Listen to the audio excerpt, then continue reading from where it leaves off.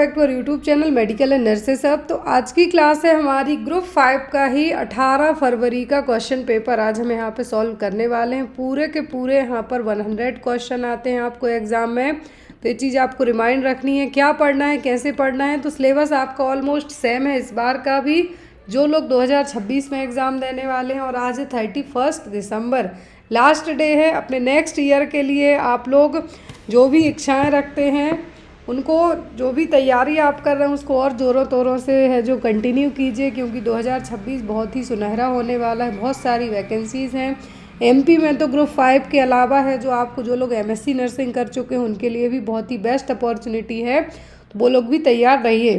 तो यहाँ पर ग्रुप 5 का जो हम 18 फरवरी का शिफ्ट 2 का पेपर सॉल्व करने वाले हैं, इन सभी पेपर्स की पीडीएफ भी अवेलेबल हैं। तो जो भी लोग 2015 से लेके 2025 तक के क्वेश्चन पेपर विथ आंसर की, जो जैसा आपको स्क्रीन पे दिख रहा है 2025 के ऐसे ही हैं, तो आप लोग जो भी लोग पीडीएफ वगैरह लेना चाहते हैं आप लोग डायरेक्टली परचेस कर सकते हैं। अब यहाँ पे आपको पीडीएफ सभी चार्जेबल हैं। तो पीडीएफ के लिए आपको मेरा जो ऑफर है, हमारा नर्सिंग वाला सेक्शन, जिसको हम सेक्शन वी के नाम से यहाँ पे जानेंगे, और सेक्शन ए नॉन नर्सिंग। तो यहाँ पर सेक्शन बी के क्वेश्चन हम सबसे पहले सॉल्व करेंगे, then after the section A के। सेक्शन ए में आपका हिंदी है, इंग्लिश है, जीके है, करंट अफेयर है, थोड़ी बहुत मैथ है। तो यहाँ पर जो हमारा क्वेश्चन है वो आपको ये है, the most appropriate oxygen device to be used by the nurse to provide the desired flow of oxygen concentration is. तो यहाँ पर ऑक्सीजन सांद्रण का वांछित प्रवाह प्रदान करने के लिए नर्स द्वारा उपयोग किया जाने वाला सबसे उपयुक्त ऑक्सीजन उपकरण कौन सा है। तो यहाँ पर ऑक्सीजन डिवाइस पूछी है जिससे सबसे अच्छे तरीके से, जितनी ज़रूरत है उतनी ऑक्सीजन फ्लो हो सके, सबसे अच्छे तरीके से ऑक्सीजन है जो यहाँ पे फ्लो हो। Simple mask, venturi mask, nasal prongs या फिर नेज़ल कैन्यूला। ये क्वेश्चन हमने कई बार पढ़ा है। और एज पर इनके जो सिंपल मास्क है, वेंचुरा मास्क है, नेज़ल ड्रॉप्स है, इन सब से यदि हम कंपेयर करते हैं तो सबसे अच्छे तरीके से है जो ऑक्सीजन कौन सप्लाई करेगा। तो यहाँ पर सबसे अच्छे तरीके से जो ऑक्सीजन का फ्लो होगा वो होगा वेंचुरी मास्क से। किससे? वेंचुरा मास्क से। यहाँ पर 2 to 15 लीटर पर मिनट के हिसाब से यहाँ पे ऑक्सीजन की सप्लाई होती है। तो यहाँ पे आपको याद रखना है।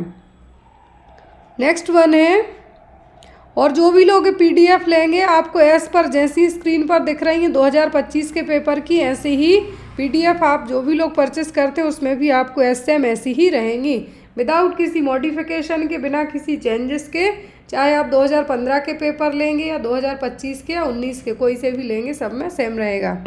The 3 tier structure in rural local staff government in India is known as. तो यहाँ पर 3 टायर स्ट्रक्चर है किसका? रूरल लोकल सेल्फ गवर्नमेंट का। कौन सा है? पंचायती राज, जिला परिषद, ग्राम सभा या फिर न्याय सभा। 3 टायर सिस्टम हमने पढ़ा है, कौन सा होता है? वो होता है पंचायती राज। क्या होता है? पंचायती राज। ये देखिए, जिन महानुभाव का ये पेपर था इन्होंने ग्राम सभा लगा दिया, क्योंकि इन्होंने पढ़ा कि रूरल लोकल स्टाफ गवर्नमेंट। तो ऐसा नहीं है, पंचायती राज में डिस्ट्रिक्ट लेवल आपका आ जाता है, विलेज लेवल आ जाता है। तो यहाँ पर आपको याद रखना है क्या? पंचायती राज में क्या है? पंचायती राज, जो कि 3 टायर लोकल सेल्फ गवर्नमेंट है। तो यहाँ पर आपको ये चीज़ याद रखना है, 3 tyre of Panchayati Raj system. तो यहाँ पे आपको ये चीज़ याद रखना है, जो कि 73वें, यहाँ पे इसके अंदर और थोड़ा सा डिटेल में जाते हैं हम, तो 73वां जो अमेंडमेंट एक्ट है, 73rd अमेंडमेंट एक्ट के तहत इसको यहाँ पे लाया गया था। जैसे आपका ये जो ग्राम पंचायत है, सभा नहीं, ग्राम पंचायत होगी इसके लिए विलेज लेवल पर। फिर आपकी आती है पंचायत समिति। क्या है? पंचायत समिति ब्लॉक लेवल पर। किसके लेवल पे? ब्लॉक लेवल पर। फिर आपका आता है जिला। जिला हिंदी में डिस्ट्रिक्ट को जिला ही कहते हैं ना, तो डिस्ट्रिक्ट लेवल पे आपका क्या हो जाएगा? जिला परिषद। तो यहाँ पे आपको इस तरीके से याद रखना है। 73वें अमेंडमेंट एक्ट के तहत जो 1992 का वो है, 92 में आया था 73वां अमेंडमेंट एक्ट। तो उसके तहत यहाँ पर 3 tyre local self government staff है, गांव लेवल पर, विलेज लेवल पर ग्राम पंचायत, पंचायती राज ब्लॉक लेवल पर और जिला परिषद डिस्ट्रिक्ट लेवल पर। फिर है हमारा question, the most common organism causing gastroenteritis among children is. बच्चों में, किसमें? बच्चों में गैस्ट्रोएंटराइटिस को कॉज करने के लिए कॉमन ऑर्गेनिज्म कौन सा है? रोटावायरस, नोरोवायरस, सिजेला या फिर कैम्पाइलोबैक्टर, कौन सा होगा गैस्ट्रोएंटराइटिस के लिए? तो गैस्ट्रोएंटराइटिस होगा बच्चों में तो उसके कारण उनको डायरिया हो सकता है, मतलब हैजा टाइप सिचुएशन भी डेवलप हो सकती है। तो यहाँ पर कौन सा वायरस होगा गैस्ट्रोएंटराइटिस के लिए? वो होगा रोटावायरस। और डायरिया के लिए पूछें, किसके लिए? डायरिया के लिए, तो भी रोटावायरस रहेगा। अब यहाँ पर हम बात करें तो रोटावायरस के लिए वैक्सीन दी जाती है, ओरल 3 खुराकें होती हैं इसकी, 5-5 बूंद, कितनी? जैसे पोलियो की 2 बूंद होती हैं, इसकी 5 बूंद होती हैं, 3 डोज होते हैं, 6, 10 और 14 वीक्स में बच्चों को यहाँ पे ओरली पिलवाए जाते हैं।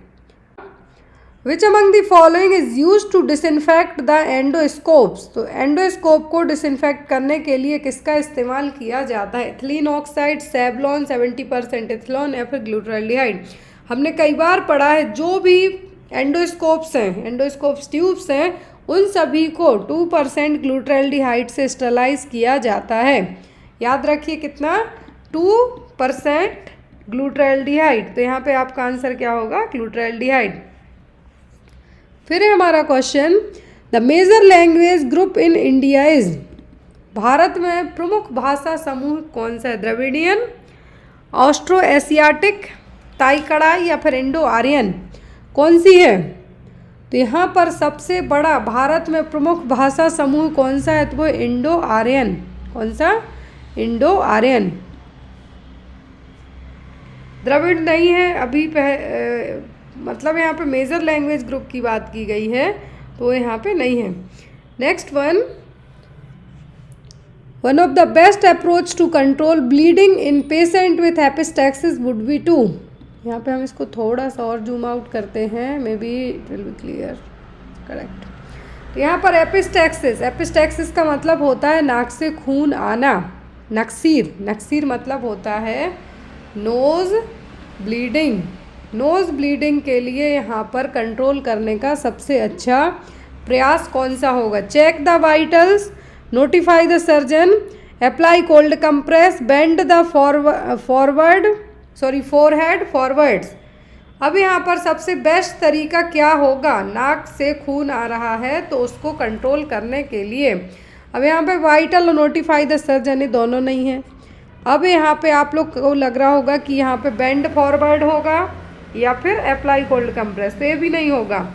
यहाँ पर आपको क्या है? नोज़ ब्लीडिंग हो रही है, नोज़ ब्लीडिंग हो रही है तो इमीडिएटली आपको कोल्ड कंप्रेस करना है ताकि ब्लड आना स्टॉप हो जाए। क्या है?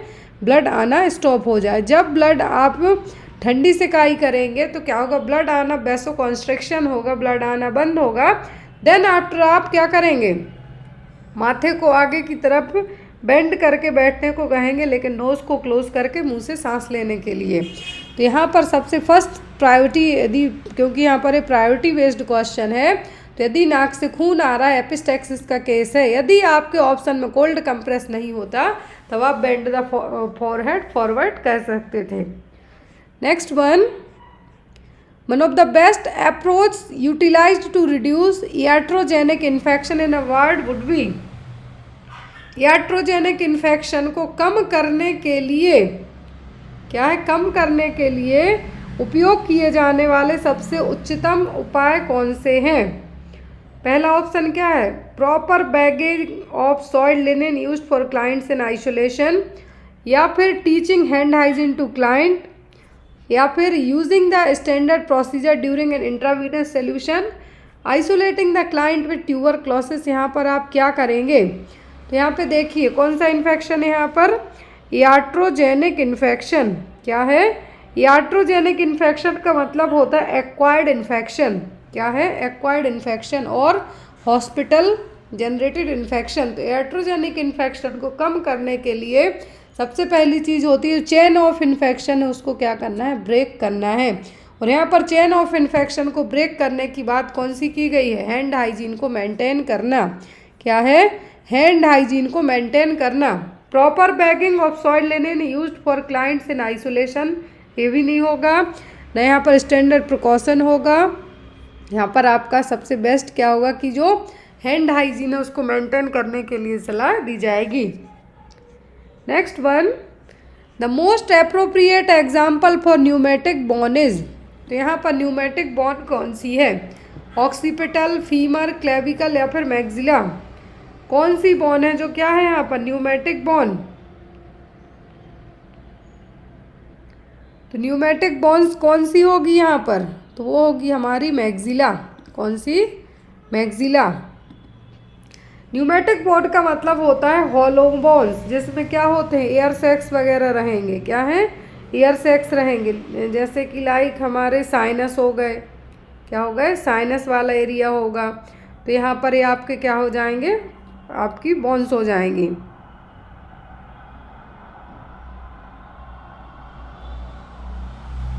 ह्यूमन में होते हैं फ्रंटल, जो पैरानेजल साइनस होते हैं वो, और मैक्सिलरी बोन। आप याद रखिए यहाँ पर पैरानेजल साइनस जैसे आपका फ्रंटल, स्फेमॉइड, स्फेनॉइड और maxillary bones. Next one is growth and development starting from conception to birth is termed as. Growth और डेवलपमेंट कब से, कंसीव करने से लेकर जन्म लेने तक की प्रक्रिया क्या कहलाती है, पार्चुरेशन, न्यूनेटल, प्रीनेटल, पोस्टनेटल। क्या कहलाएगी, ग्रोथ, ग्रोथ हो रही किसकी, conception to birth. After birth कहते तो पोस्टनेटल आप कह सकते थे, लेकिन यहाँ पर कंसीव करने से लेके जन्म लेने के पहली तक की प्रक्रिया कहलाती है हमारी प्रीनेटल केयर और एंटीनेटल केयर। क्या है, प्रीनेटल केयर और एंटीनेटल केयर। न्यूनेटल का मतलब होता है बच्चा पैदा हुआ वो टाइम, पार्चुरेशन मतलब डिलीवरी वाला टाइम, पार्चुरेटिंग होती है जो प्रोसेस, बच्चा पैदा होने की प्रोसेस वो। लेकिन यहाँ पे कहा है कंसीव करने से लेके जन्म होने के पहले तक की प्रोसेस है जो वो कहलाती है क्या, प्रीनेटल। नेक्स्ट वन है which one of the following is an indication of chest compression in a newborn. Newborn baby में चेस्ट कंप्रेशन करना है आपको या नहीं, क्या इंडिकेशन होंगे, टेंशन न्यूमोथोरिक्स में करेंगे, हाइपोवोलेमिया में करेंगे, हाइड्रेट यदि 60 बीट से भी कम है इफेक्टिव वेंटिलेशन पर, और severe hypoplastic left heart syndrome है तब। अब इसी तरीके का क्वेश्चन आपको जो अलग शिफ्ट थी उसमें भी था। तो चेस्ट कंप्रेशन न्यूबॉर्न बेबी में करने का सबसे बेस्ट इंडिकेटर होगा कि हार्ट रेट 60 से भी कम हो। न्यूबॉर्न बेबी की हार्ट रेट 120-130 के अब अभी होनी चाहिए। तो यहाँ पर क्या होगा न्यूबॉर्न बेबी में, जब heart rate 60 beat per minute से कम हो तब। Next one is which among the following is not a hormonal intrauterine device. तो इनमें से हार्मोनल इंट्रायूट्राइन डिवाइस कौन सी नहीं है, मिरेना है, पैरागार्ड, काइलिना, स्काइला। तो यहाँ पर जो हार्मोनल नहीं है, हार्मोनल नहीं है, मिरेना तो है, ये होगी पैरागार्ड। कौन सी, पैरागार्ड। यहाँ पर काइलिना और जो स्काइला है, इस नाम की कोई मेथड ही नहीं है। क्या है, इस नाम की कोई मेथड ही नहीं है। तो यहाँ पर आपका कौन सा होगा, पैरागार्ड।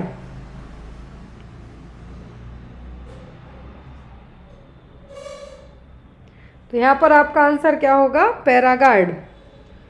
ये हार्मोनल नहीं है, ये कॉपर है। क्या है, ये कॉपर वाली है। नेक्स्ट वन इज, और ये कितने साल तक के लिए इफेक्टिव रहती है, 10 साल के लिए। कितने के लिए, 10 साल के लिए। Next one is the drug which is contraindicated in PIH। तो यहाँ पर PIH का मतलब पता होगा जब तो आप ये दवाई बता पाएंगे। ऑप्शन में मिथार्जिन, ऑक्सीटोसिन, प्रोस्टाग्लैंडिन और मिथाइल डोपा। तो यहाँ पर जो दवाई PIH में मतलब प्रेगनेंसी इंड्यूस्ड हाइपरटेंशन, क्या है, pregnancy induced, I represent the induced मतलब प्रेगनेंसी के दौरान होने वाली बीपी की समस्या। प्रेगनेंसी इंड्यूस्ड हाइपरटेंशन में जो दवाई कॉन्ट्राइंडिकेटेड होगी वो कौन सी होगी? तो वो होती है कौन सी? मिथार्जिन। क्या होगी? मिथार्जिन। क्यों? क्योंकि इससे यूट्राइन रप्चर होने के चांसेस बढ़ जाते हैं, इसीलिए जब भी बीपी बढ़ा होगा, प्रेशर बहुत ज़्यादा होगा आर्टरीज पर, यदि ये दे दी तो और मरीज की जान भी जा सकती है। तो प्रेगनेंसी इंड्यूस्ड हाइपरटेंशन में मिथार्जिन नहीं दिया जाएगा। Next is the best practice recommendation to be followed by a nurse in catheterised patient would be to change the urinary drainage bag. तो यहाँ पर बेस्ट प्रैक्टिस क्या होगी? यदि आप यूरिनरी ड्रेनेज बैग को चेंज करना है तब विद इन 15 दिनों में बदलेंगे, हर 7 दिनों में बदलना है, हर 3 दिन में, या फिर when ever the drainage bag is full. तो यहाँ पर आपको हर 7 दिनों में ही बदलना है। क्या है?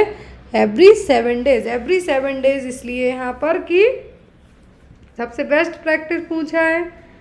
कैथेटराइज्ड पेशेंट है तो आप उसको बार बार तो कैथेटर इंसर्ट कर नहीं सकते हैं, और इन्फेक्शन ज़्यादा दिनों तक रखेंगे तो इन्फेक्शन होने के चांस होंगे और यूटीआई होने लगेगा। तो इसीलिए हर 7 दिनों में यहाँ पे आपको चेंज करना है। कम दिनों में चेंज करते हैं यदि आप कैथेटर तो यूरिन आपको क्या होगा? इरिटेशन होगा, इसीलिए यहाँ पे 7 दिन है।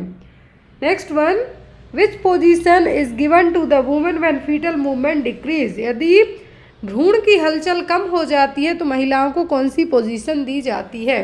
डोर्सल, राइट लेटरल, सुपाइन या फिर लेफ्ट लेटरल? कौन सी पोजीशन दी जाएगी यदि भ्रूण की हलचल घट जाए, मतलब फीटल जो मूवमेंट है वो फील होना कम हो रहे हो, तब कौन सी पोजीशन देंगे आप महिला को? सुपाइन देनी नहीं है आपको, यहाँ पे आपको देना है लेफ्ट लेटरल पोजीशन। कौन सी? Left lateral position. आप डॉक्टर्स के यहाँ, गायनेकोलॉजिस्ट के यहाँ जिन्होंने भी जॉब की है, ड्यूटी की है लेबर रूम में भी इवन, तो आफ्टर 5th मंथ की प्रेगनेंसी से डॉक्टर आपको 5th और 6th मंथ की प्रेगनेंसी से एडवाइस करते हैं प्रेग्नेंट लेडी को कि आप लेफ्ट साइड क्या करिए?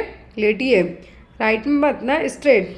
आपको यहाँ पे क्या क्या कंसीडर किया जाता है कि लेफ्ट साइड। तो यदि फीटल मूवमेंट्स कम हो रहे हैं तो आपको सलाह दी जाएगी किसकी? लेफ्ट लेटरल पोजीशन में लेटने की। आपको नहीं, मतलब आपका जो प्रेग्नेंट क्लाइंट है उसके लिए। Next one, which one of the following condition are screened by obtaining a nasal swab. नाक का स्वैब प्राप्त करके निम्नलिखित में से किस स्थिति की जांच की जाती है? Nasal polyps, methicillin resistant staphylococcus Orius infection, मतलब यहाँ पर MRSA infection, oropharyngeal cancer infection with E coli. तो यहाँ पर यदि बात की जा रही है नेजल स्वैब से, पॉलिप्स की जांच इससे नहीं होगी ना, यहाँ पर कैंसर के लिए हमेशा बायोप्सी की जाती है। इन्फेक्शन विथ इकोलाई का यहाँ पर नेजल स्वैब से नहीं होगा, इसके लिए आपका स्टूल कल्चर किया जाएगा, ब्लड कल्चर किया जाएगा। यहाँ पर आपका होगा MRSA। क्या होगा? MRSA। यदि नेजल स्वैब से स्क्रीनिंग की जा रही है तो यहाँ पर किसके लिए होगी? Methicillin resistant staphylococcus Orius infection के लिए। Next one is, which among the following hallucination is most common among schizophrenic patient. Schizophrenic patient में जो हेलुसिनेशन होंगे वो कौन से हो सकते हैं? ऑल्फैक्टरी, टैक्टाइल, ऑडिटरी या फिर विजुअल। तो यहाँ पर ये मैंने आपको साइकेट्रिक की क्लास में हाल फिलहाल में भी ये क्वेश्चन पढ़ाया था। तो जो सीजोफ्रेनिया वाले मरीज होते हैं उनमें सबसे कॉमन होता है कौन सा? ऑडिटरी, मतलब उनको लगेगा कि कोई उनकी बुराई कर रहा है, कुछ आवाज़ें आ रही हैं, काइंड ऑफ ऐसे। सीजोफ्रेनिया वाले में जो कॉमन हेलुसिनेशन है वो कौन सा है? Auditory hallucination. Next one, the following assessment are included in the IMNCI guidelines except. IMNCI का मतलब होता है integrated management of neonatal and childhood illness. तो जो IMNCI गाइडलाइंस है उसमें सभी असेसमेंट इंक्लूड हैं, किसी एक को छोड़कर। पहला असेसमेंट है assess for congenital heart defect and inherited metabolic disorder. दूसरा है assess for major symptom like diarrhoea and breathlessness. तीसरा है assess for immunisation status and malnutrition. और चौथा है यहाँ पर assess a child for bacterial infection and jaundice. तो यहाँ पर IMNCI में बेसिक प्रॉब्लम्स को जांचा जाता है। क्या है? बेसिक प्रॉब्लम जांची जाती हैं, जैसे डायरिया हो रहा है, सांस लेने में दिक्कत हो रही तो ये हो जाएगा। इम्यूनाइजेशन और माल न्यूट्रिशन चेक किया जाएगा। कोई भी बैक्टीरियल इन्फेक्शन और पीलिया वगैरह हो रहा है तो वो, लेकिन जो कंजेनाइटल बर्थ डिफेक्ट है और यहाँ पर मेटाबॉलिक डिसऑर्डर है वो यहाँ पे इंक्लूडेड नहीं होंगे। तो एज़ पर IMNCI गाइडलाइंस के जो इंक्लूडेड नहीं होगा वो क्या होगा? Congenital heart defect and inherited metabolic disorder. बाकी ये सभी चीज़ें होंगी, उल्टी होना, दस्त होना, सांस लेने में दिक्कत होना, निमोनिया होना, ये सब इसमें रहेंगी। फिर है which one of the following is not a component of kangaroo mother care? KMC kangaroo mother care के घटक नहीं है। स्किन टू स्किन कॉन्टैक्ट है। Weight monitoring, exclusive breastfeeding, supportive environment, कौन सा नहीं होगा? एक्सक्लूसिव ब्रेस्ट फीडिंग भी करवाई जाती है, सपोर्टिव इन्वायरमेंट भी दिया जाता है। यदि माँ की हिम्मत नहीं है, लेथार्जिक है, थकी हुई है, फटीग है, तो पिता भी बच्चे को कैरी कर सकता है, दादी भी कर सकती हैं, बशर्ते उनको कोई बीमारी ना हो, इन्फेक्शियस कंडीशन बीमारी ना हो। तो यहाँ पर वेट मॉनिटरिंग इसका पार्ट नहीं है। यहाँ पर वेट मॉनिटरिंग की जाती है कंगारू मदर केयर में जब वजन है जो मोर देन 25 kg बच्चा कवर कर ले, उसके बाद कंगारू मदर केयर का जो एम है वो क्या है? हाइपोथर्मिया से बच्चे को प्रिवेंट करना है, हाइपोथर्मिया से बच्चे को बचाना है। और लो बर्थ वेट बेबीज़ हैं उनमें एक केयर एक तरीके से दी जाती है। तो स्किन टू स्किन कॉन्टैक्ट है, एक्सक्लूसिव ब्रेस्ट फीडिंग है, सपोर्टिव इन्वायरमेंट होगा, लेकिन वेट मॉनिटरिंग है यहाँ पर, लेकिन डायरेक्टली यहाँ पर नहीं होगा। कब तक दी जाएगी ये हो सकता है। Next one, in 12th week of gestation a client completely expels the product of conception as the client is RH negative, the nurse must। तो यदि 12 हफ्ते की प्रेगनेंसी के दौरान है जो अबॉर्शन हो गया है, माँ RH नेगेटिव है, तो यहाँ पर एज अ नर्स आपको क्या करना होगा?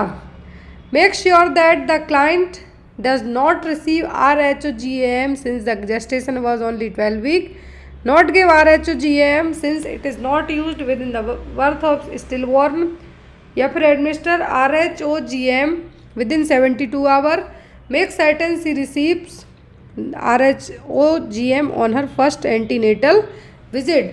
तो यदि यहाँ पर 12 वीक की प्रेगनेंसी में अबॉर्शन भी हो गया है, माँ RH नेगेटिव है, तो माँ को आपको क्या देना है? विदिन 72 घंटों के अंदर RHO-GAM देना है। यहाँ पर रीज़न, ताकि जो अपकमिंग बेबी पैदा हो उसमें भी इस तरीके की दिक्कत डेवलप ना हो।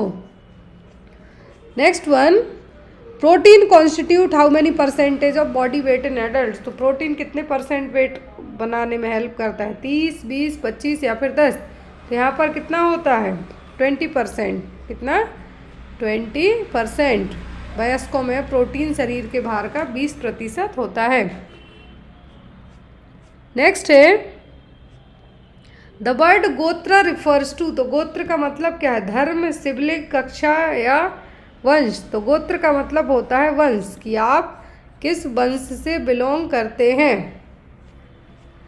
नेक्स्ट वन है the nurse observe which colour of the stool of normal breast feed infant. Nurse सामान्य स्तनपान करने वाले शिशु के मल के रूप को अवलोकन करती है, मतलब जो बच्चा नॉर्मली ब्रेस्ट फीड करता है उसके स्टूल का कलर कैसा होगा? Green is black, yellow meconium या फिर ब्लैक टेरी। तो यहाँ पर यदि इंटरनल कुछ ब्लीडिंग वगैरह हो रही है तब ब्लैक टेरी होगा, मेकोनियम होगा जब बच्चा एमनियोटिक फ्लूइड एस्पिरेट कर गया होगा। यहाँ पर कैसा होगा? येलो। कैसा होगा? येलो, क्योंकि यहाँ पर नॉर्मल ब्रेस्ट फीड इन्फेंट की बात की जा रही है। किसकी? नॉर्मल ब्रेस्ट फीड इन्फेंट की बात की जा रही है, तब कैसा होगा? येलो। बेबी का जो फर्स्ट पासिंग स्टूल है, बेबी का जो फर्स्ट पासिंग स्टूल है वो कहलाता है meconium. Next one is the appropriate size of the cannula the nurse choose to administer blood products for traumatic patient is. यदि जो ट्रॉमेटिक मरीज है तो उसको ब्लड प्रोडक्ट एडमिनिस्टर करने हैं तो साइज ऑफ कैन्यूला क्या होगी? 20F, 14F, 24, 22। तो यहाँ पर सबसे कॉमनली यूज़ किया जाएगा 14। क्या होगा? 14। फिर एक हमारा क्वेश्चन, आशा वर्कर फंक्शन सेट। तो जो आशा वर्कर हैं कहाँ काम करती हैं?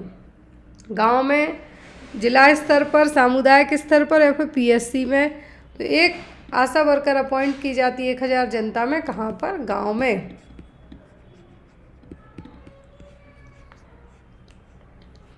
Variables that are not part of the study but may affect the measurement of the study variable are known as। तो ऐसे वेरिएबल जो रिसर्च में स्टडी का पार्ट नहीं है लेकिन ये मेजरमेंट ऑफ स्टडी को अफेक्ट कर सकते हैं। डिपेंडेंट, इंडिपेंडेंट, एक्सट्रेनियस या फिर कॉम्प्लेक्स वेरिएबल। तो ये कहलाते हैं एक्सट्रेनियस वेरिएबल, मतलब जो डायरेक्टली इंक्लूडेड नहीं है बट हमारी रिसर्च को क्या कर सकते हैं? अफेक्ट कर सकते हैं। तो ये कहलाते हैं extraneous variable. Next one is false sensory perception with no basis in reality are known as. तो जो फॉल्स सेंसरी परसेप्शन हो रहे हैं लेकिन जिसका रियलिटी से कोई भी लेना देना नहीं है तो वो क्या कहलाएंगे? हेल्यूसिनेशन, इल्यूजन, डेल्यूजन या फिर लूज एसोसिएशन। तो ये कहलाते हैं हेल्यूसिनेशन, मतलब रियल में तो कुछ है ही नहीं। No basis in reality is known as. Next is systematically assessing and reviewing the quality of clinical nursing care to ensure it meets established standard to support smooth operation and enhance patient care is known as. क्या कहलाएगा? Systematically assist कर रहे हैं आप किस चीज़ के लिए? Review कर रहे हैं, मतलब रीचेक कर रहे हैं जो भी क्लिनिकल नर्सिंग केयर प्रोवाइड की जा रही है। तो यहाँ पर वो क्या है?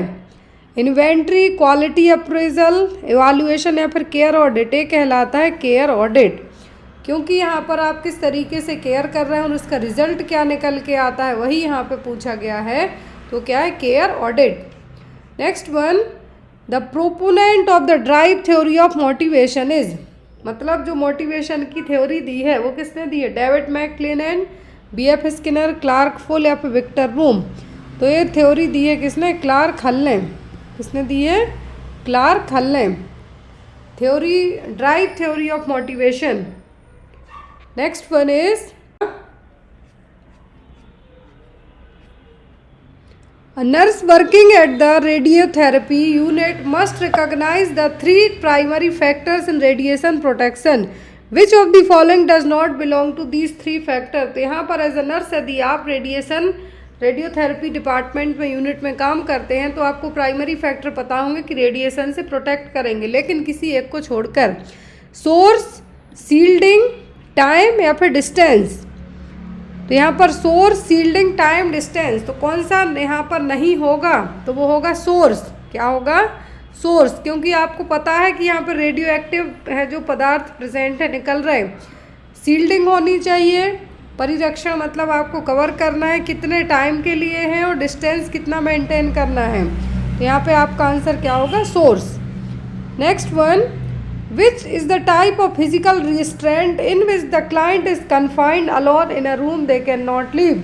तो इनमें से कौन सा restraint है, प्रतिबंध है, जिससे क्लाइंट अपने रूम में रहेगा, वहाँ से नहीं जाएगा? Isolation, restraints, confinement, seclusion। तो ये कहलाता है क्या? seclusion। ये क्वेश्चन है जो लास्ट टाइम भी एग्जाम में आया था, याद रखिए। एक क्वेश्चन आपको लास्ट टाइम भी एग्जाम में पूछा गया था। सेक्लूजन में क्लाइंट है जो रूम में अकेले, उसको क्या किया जाएगा? बंद किया जाएगा और वो वहाँ से नहीं जा पाएगा। तो क्या है? Seclusion. Next one is vast differences open into. तो शुक्रवाहिका किसमें खुलती है? ये मेल रिप्रोडक्टिव सिस्टम का पार्ट है। किडनी, यूरिनरी ब्लैडर, यूरेथ्रा या फिर यूरेटर में। तो ये खुलती है यूरेथ्रा में। कहाँ पर? यूरेथ्रा में। Next one, the most common warning sign of possible complication observed in women with IUD insertion is. यदि जिस महिला में इंट्रायूट्राइन डिवाइस इंसर्ट की जाती है तो उसमें कॉमन कॉम्प्लिकेशन क्या डेवलप हो सकते हैं? Burning micturition, leucorrhoea, vaginal irritation या फिर हैवी ब्लीडिंग। तो मैंने कई बार बताया आईयूडी का जब भी साइड इफेक्ट या कॉम्प्लिकेशन पूछे तो वो होता है हैवी वेजाइनल ब्लीडिंग। क्या होगा? Heavy vaginal bleeding. Next one, which type of data collection method बेटा nursing process use a non directive approach, तो कौन सी मेथड अपनाई जाती है नॉन डायरेक्टिव अप्रोच में?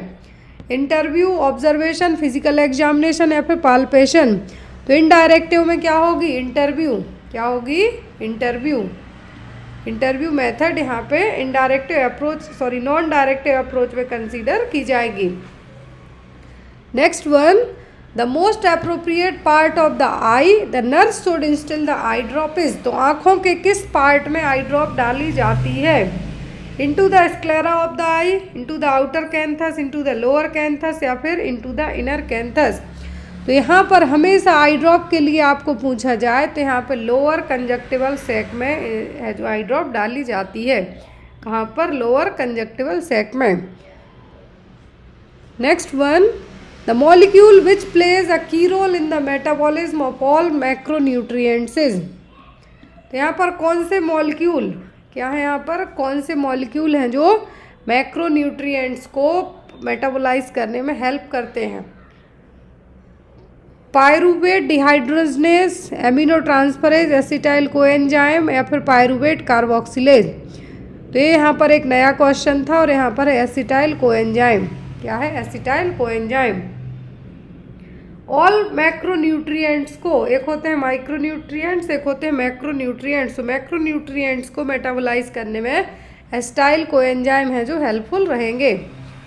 फिर है the medial end of auditory tube opens into, तो जो मीडियल एंड है ऑडिटरी ट्यूब का कहाँ ओपन होगा?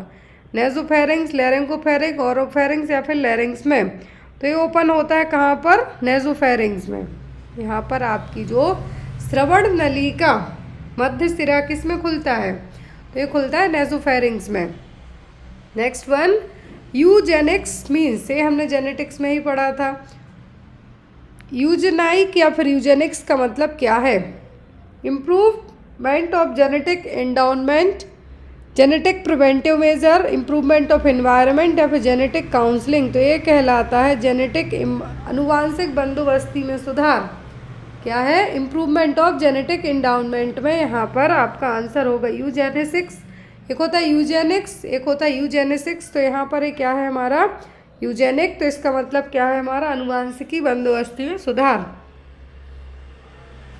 Next is carbamazepine is the common drug used for the treatment of which one of the following disorder. Carbamazepine है जो टैग्रेटोल दी जाती है, किसके लिए देते हैं? डायबिटीज़, सीजर्स, एंजाइटी या फिर अस्थमा। तो ये मेडिसिन दी जाती है सीजर्स के लिए। किसके लिए? कार्बामाज़ेपाइन है जो ड्रग ऑफ चॉइस के तौर पे यूज़ की जाती है। किसमें? सीजर्स में। जैसे फेनिटोइन दी जाती है वैसे ही यहाँ पर ये भी यूज़ की जाती है। Next one, the deficiency of folic acid in antenatal women result in, यदि महिला में प्रेगनेंसी के दौरान ड्यूरिंग द प्रेगनेंसी, प्रसव पूर्व महिला यहाँ पे कहा है, मतलब ड्यूरिंग द प्रेगनेंसी यदि माँ में फॉलिक एसिड की कमी है तो बच्चे को न्यूरल ट्यूब डिफेक्ट डेवलप होने के चांसेस रहेंगे। यहाँ पे मैंने अदर ऑप्शन इसलिए नहीं बताया क्योंकि डायरेक्ट आपको ये चीज़ याद रखनी है। अदर ऑप्शन में था आपको intrauterine growth retardation, IUGR premature baby, मतलब समय से पहले बच्चा पैदा होना, जैसे 37 हफ्तों का ड्यूरेशन है उससे पहले हो जाए। बच्चा 2.5 kg से भी कम हो जाए तो वो लो बर्थ वेट बेबीज हो जाएगा। तो यहाँ पर यदि प्रेगनेंसी के दौरान फॉलिक एसिड की कमी होती है तो बच्चे में न्यूरल ट्यूब डिफेक्ट होने के चांसेस हैं जो बढ़ जाएंगे। Next one, which of the following study designs was used to estimate the prevalence of osteoporosis? Osteoporosis की व्यापकता का अनुमान लगाने के लिए किस अध्ययन डिज़ाइन का उपयोग किया गया था? क्रॉस सेक्शनल, क्रॉसओवर, फैक्टोरियल या फिर क्वासी एक्सपेरिमेंटल। तो ये किया गया था क्रॉस सेक्शनल का। किसका? क्रॉस सेक्शनल का। फिर है विच nutrients help in the absorption of vitamin ADEK। यहाँ पर दिया गया है कि जो भी फैट सॉल्यूबल विटामिन है इनको एब्जॉर्ब करने में किसकी मदद की ज़रूरत है? प्रोटीन, कार्बोहाइड्रेट, विटामिन या फिर फैट। तो ये सभी क्या है? ये फैट सॉल्यूबल विटामिन, फैट में घुलनशील। तो फैट में घुलनशील है तो ज़रूरी भी क्या होगा? फैट ज़रूरी होगा। फिर है the ultimate difference between obsession and delusion is, obsession और डिल्यूजन के बीच का डिफरेंस क्या है? Associate personality, premorbid personality, emotional response या फिर प्रेजेंस और एब्सेंस ऑफ इंसाइट। ऑब्सेशन और डिल्यूजन में, ऑब्सेशन में इंसाइट है जो प्रेजेंट होती है, बट डिल्यूजन में एब्सेंट हो जाती है। तो प्रेजेंस और एब्सेंस ऑफ इंसाइट है जो यहाँ पर देखने को मिलेगी। मेजर डिफरेंस पूछा है इसलिए। Next one, the age group which describe anal stage of fruit psychosexual development stage theory. तो एज पर जो सिगमंड फ्रूड है उनकी साइकोसेक्सुअल थ्योरी के अकॉर्डिंग एनल स्टेज कौन सी है? 1 से 3 साल की, जन्म से 1 साल की, 3 साल से 6 साल की या फिर 6 साल से 12 साल की। तो ये है 3 से 6 साल की। कितनी? 3 से 6 साल वाली स्टेज को एनल स्टेज यहाँ पे कहा गया है। Next one, which one of the following statement true for hepatitis B infection. तो हेपेटाइटिस बी इन्फेक्शन को लेके सही पॉइंट क्या है? Mode of transmission is through oral faeco oral route, ये नहीं होता है। ए एंड ई बस ट्रांसमिट होता है। फिर है it is 50 to 100 times more infectious than HIV। Hepatitis B infection is not preventable, ये प्रिवेंटेबल है तो ये भी नहीं होगा। 1/3 of individual with the infection will be aware of how they acquired it. तो यहाँ पर आपको सही पॉइंट बताना है। ये बिल्कुल पता नहीं रहता कि आपको किससे हो गया है। यहाँ पर है आपका कि 50 से 100 गुना इन्फेक्शियस है HIV के। हेपेटाइटिस बी इन्फेक्शन को लेके सही पॉइंट यहाँ पे क्या है कि ये 50 से 100 गुना अधिक इन्फेक्शियस है कंपेयर टू HIV के। Next one, the परकसन sound heard while assessing the liver is. तो जो परकसन साउंड है सुनाई देगा, कैसा होगा जब आप लिवर को असेस करते हैं? रिसोनेंस, फ्लैट, डल या फिर टिम्पेनिक। तो ये कैसा होगा? Resonance. Next one, one of the basic concept of family centred care is. तो फैमिली सेंटर्ड केयर का सबसे बेसिक कॉन्सेप्ट कौन सा है इनमें से? काउंसलिंग, एम्पावरमेंट, कॉस्ट कंटेनमेंट या फिर फ्रेगमेंटेशन ऑफ केयर। तो यहाँ पर फैमिली सेंटर्ड केयर का मतलब होता है सशक्तिकरण। बेसिक कॉन्सेप्ट क्या है? सशक्तिकरण। Next one, which one of the following is not a extrapyramidal symptom. EPS symptom कौन सा नहीं है? जितनी भी एंटी साइकोटिक्स मेडिकेशन है उसका मेजर साइड इफेक्ट होते हैं एक्स्ट्रा पिरामिडियल सिम्टम। तो इनमें से कौन सा नहीं? Acute dystonia, mydriasis, akathisia, thyroid dyskinesia. Thyroid dyskinesia तो सबसे पहले ही देखने को मिलता है, तो यहाँ पर होता है माइड्रियासिस। क्या है? माइड्रियासिस। बाकी सभी हैं, एक्यूट डिस्टोनिया है, अकाथीसिया है, टायरॉइड डिस्काइनेसिया है, ट्रिमर्स भी देखने को मिलेंगे। तो यहाँ पर जो नहीं होगा वो क्या होगा? Mydriasis. Next one, which colour code in the integrated management of neonatal and childhood illness guidelines indicate that the child can be managed at home safely. यदि IMNCI गाइडलाइन की बात की जा रही है तो ये भी कहा गया है कि बच्चा घर पे ही ठीक हो सकता है। बच्चा घर पर ही ठीक हो सकता है। तो यहाँ पर कौन सा कलर कोड इस्तेमाल किया जाएगा? हरा, पीला, लाल, पिंक। तो ये चारों कलर यहाँ पे हैं। यदि हरा मतलब घर पे ठीक हो सकता है, पीला मतलब OPD में। Clear? Next one, the typical red current jelly stool commonly seen in. तो लाल रंग का जो जेली स्टूल है किसमें देखने को मिलेगा? Interception, volvulus, appendicitis, peptic ulcer. तो ये देखने को मिलता है इंटरसेप्शन में। किसमें? इंटरसेप्शन का क्लासिकल साइन है जेली लाइक स्टूल देखना। पी सूप देखने को मिलना किसमें होता है? P soup. पी सूप होता है यहाँ पर। और एक और होता है राइस वाटर। तो राइस वाटर देखने को मिलता है कोलेरा में, और पी सूप देखने को मिलता है टाइफॉइड में। Next one, which of the following condition is diagnosed with a serological test known as Wassermann test. तो वासरमैन टेस्ट किस कंडीशन के लिए होता है? टाइफॉइड, हीमोफीलिया, एक्जिमा या सिफिलिस। तो वासरमैन टेस्ट किया जाता है सिफिलिस के लिए। किसके लिए होता है? वासरमैन परीक्षण होता है किसके लिए? सिफिलिस के लिए। Which of the following statement is not true of RCA latrines. तो यहाँ पे आपको याद रखना है वॉशरमैन टेस्ट किसके लिए होता है सिफिलिस के लिए। VTRL भी सिफिलिस के लिए ही होता है। नेक्स्ट है, इनमें से कौन सा स्टेटमेंट सही नहीं है आरसीए लेट्राइंस को लेकर। It is located with in 25 feet of the source of water supply, या फिर it is type of water seal latrine, it is more acceptable design for adoption, it was designed by government of India। तो यहाँ पर जो RCA लेट्राइन शौचालय है यहाँ पर आरसीए, तो इनके बारे में जो सही कथन नहीं है वो क्या है कि ये 25 फीट है जो सोर्स ऑफ वाटर सप्लाईज के पास ही जो होने चाहिए। यहाँ पर एक्चुअल में इनका जो हम ये कह सकते हैं कि जो आरसीए लेट्राइन है इनका जो डिस्टेंस है वाटर सप्लाई से, किससे, पानी की सप्लाई से जो डिस्टेंस है वो है एटलीस्ट 50 फीट। कितना है, 50 फीट। याद रखिए आप लोग 50 फीट या फिर 15 मीटर। यहाँ पर जैसे ऑप्शन में दिया गया है क्या है, पहला 25 feet of source of water supply, तो ये यहाँ पर 25 नहीं है क्योंकि यही गलत है। ये क्या है आपका आंसर होगा, क्योंकि आरसीए जो लेट्राइन है यहाँ पर रिसर्च कम एक्शन लेट्राइन है, यहाँ पर शौचालय है, तो यहाँ पर इनका जो डिस्टेंस है वो होता है 50 फीट। कितना, 50 फीट। तो यहाँ पर आपका आंसर क्या होगा कि यह जलापूर्ति सोर्स से 25 फीट के भीतर स्थित हो, ये 50 फीट होना चाहिए। नेक्स्ट वन है यहाँ पर, the most commonly used morbidity rate in a community is. तो मॉर्बिडिटी रेट कौन सी होगी, prevalence rate, crude death rate, maternal mortality ratio, फिर डिसेबिलिटी एडजस्टेड लाइफ ईयर डेले। तो यहाँ पर होगा सबसे कॉमन प्रेवलेंस रेट। क्या होगा, प्रेवलेंस रेट, क्योंकि यहाँ पर केस होंगे, डेथ रेट MMR हो गया यहाँ पर, ये दोनों नहीं होंगे, तो यहाँ पर क्या होगा, prevalence rate. Commonly used morbidity rate का पता करना है। मॉर्बिडिटी मतलब बीमारियों का, इलनेस का, यहाँ पर डेथ का पता नहीं करना है, इलनेस का पता करना है। तो प्रेवलेंस रेट से पता चलेंगे, जिसमें नए और पुराने दोनों तरीके के कितने केस आए हैं वो सब इंक्लूडेड पता चल जाएंगे। Next one, a health assessment of an older person involves incontinence assessment in performing a complete physical examination. यदि किसी वृद्ध व्यक्ति के स्वास्थ्य मूल्यांकन को आप करते हैं तो क्या इंक्लूड होगा, ओवरफ्लो, फंक्शनल स्ट्रेस या फिर अर्ग।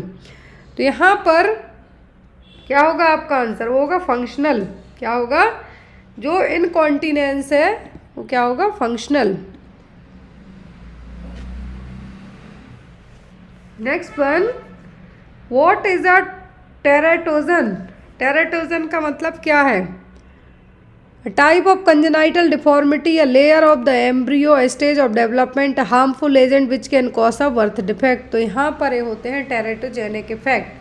आपने पढ़े होंगे कि प्रेगनेंसी के दौरान कौन कौन सी मेडिकेशन हम नहीं दे सकते हैं, वही हैं जो टेराटोजेनिसिटी कॉज करेंगी। तो ये टेराटोजन ऐसे हार्मफुल एजेंट जो गर्भ में पल रहे बच्चे को यदि माँ के द्वारा ड्यूरिंग द प्रेगनेंसी लिया जाता है तो जो बच्चा गर्भ में पल रहा है उसको जन्मजात दोष भी हो सकते हैं, डिफेक्ट है जो हो सकते हैं।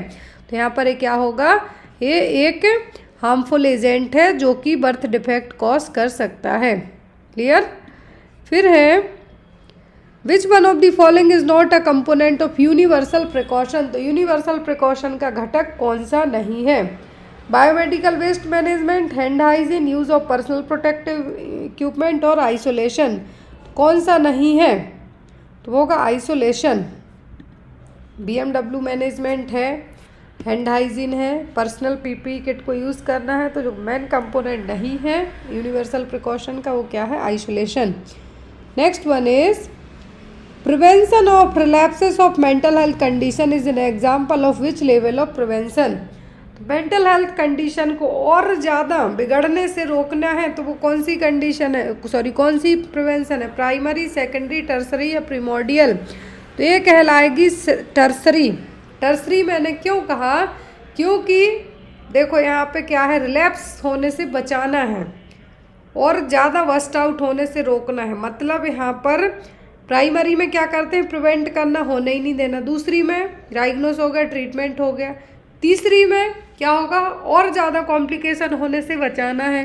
तो यहाँ पर वही है, रिलैप्स होने से प्रिवेंट करना है, मतलब है क्या होगा, टर्सरी लेवल ऑफ केयर। क्या होगा, टर्सरी लेवल ऑफ प्रिवेंशन। ध्यान से समझिए, प्राइमरी में हम हमेशा हेल्थ एजुकेशन वैक्सीनेशन के थ्रू कोई भी प्रॉब्लम होने से बचाते हैं। सेकेंडरी में स्क्रीनिंग करेंगे, डायग्नोस करेंगे और ट्रीटमेंट करवाते हैं। तीसरी में कॉम्प्लिकेशन होने से बचाते हैं और ताकि रिहेबिलिटेशन तक जाने की नौबत ना आए, तो क्या होगा, टर्सरी लेवल ऑफ केयर। फिर है प्रोमेथाजिन और Phenergan 25 mg is administered to an antenatal mother in which of the following condition. Phenergan और यहाँ पर फिनार्जिन 25 mg और प्रोमेथाजिन देते हैं, तो कब देंगे, हाइपरेमेसिस ग्रेविडेरम के केस में, अटोनिक यूट्रस, प्लेसेंटा प्रीविया, प्रीक्लेम्सिया में। ये दिया जाता है हाइपरेमेसिस ग्रेविडेरम में। प्रेगनेंसी के दौरान होने वाली मितली, जी मचलाना, बहुत ज़्यादा वॉमिटिंग होना, उसके लिए दिया जाता है फिनार्जिन। नेक्स्ट वन, और जैसे जैसे हाइपरेमेसिस ग्रेविडेरम के लिए रिस्पॉन्सिबल हार्मोन कौन सा होता है human chorionic gonadotropin hormone, HCG hormone. इसकी वैल्यू यदि ज़्यादा है प्रेगनेंसी के दौरान, तब यहाँ पे वॉमिटिंग हो सकती है, और जैसे जैसे फर्स्ट ट्राइमेस्टर ख़त्म होता है वॉमिटिंग होना बंद हो जाती हैं। Next one is the abnormal increase in the volume of fluid in the blood, particularly the blood plasma is called. तो एबनॉर्मल तरीके से यदि फ्लूइड है, जो ब्लड में फ्लूइड है जो बढ़ रहा है, तो ये क्या है, हाइपोकैलेमिया, हाइपरकैलेमिया, हाइपरबोलेमिया, हाइपोबोलेमिया। तो यदि फ्लूइड का लेवल बढ़ रहा है तो क्या है, hypervolaemia. Next one, nurse observe continuous hiccuping in patient with pacemaker implantation, this indicates. यदि हिकअप्स आ रहे हैं, हिचकी लेता हुआ दिखाई दे रहा है यदि मरीज पेसमेकर इम्प्लांटेशन के बाद, तो ये क्या है, myocardial perforation, faulty generator, battery depletion या फिर जनरेटर फेलियर। तो ये कहलाएगा मायोकार्डियल परफोरेशन। क्या है, मायोकार्डियल परफोरेशन। यदि मरीज को आफ्टर पेसमेकर इम्प्लांट किया गया उसके बाद हिचकी आ रही है कंटिन्यूसली, तो ये क्या है, myocardial perforation. Next one, the maximum amount of air that can expire after the most profound inspiration is called. तो जब भी आप सांस छोड़ते हैं, सांस के बाद बाहर निकलने वाली हवा की अधिकतम मात्रा को क्या कहा जाता है, vital capacity, tidal volume, peak inspiratory volume या फिर रेसिडुअल वॉल्यूम। तो ये कहलाता है वाइटल कैपेसिटी। जितनी भी हम गहरी सांस के बाद बाहर सांस छोड़ते हैं तो कहलाता है vital capacity of our lung. Next है, the nurse interrupts the foetal movement count to be abnormal if the antenatal mother reports which one of the following. तो यदि यहाँ पर फीटल मूवमेंट काउंट क्या है, यदि जो गिनती है, जो काउंटिंग है, इतनी नॉर्मल होनी चाहिए, उससे कम है एज अ नर्स, तो यहाँ पर क्या होगा, frequent foetal movement in the morning, less than 10 times foetal movement felt in 2 hour period, या फिर lack of foetal movement of 12 week of pregnancy, foetal movement felt at least 10 times in a second hour period. आप यहाँ पर कब interpret करेंगे कि कम हो रहे हैं, नॉर्मल नहीं है, तो ये होंगे जब 2 घंटे, कितना होगा यहाँ पर, 2 घंटे की अवधि में 10 बार से भी कम हलचल फील हो रही हो।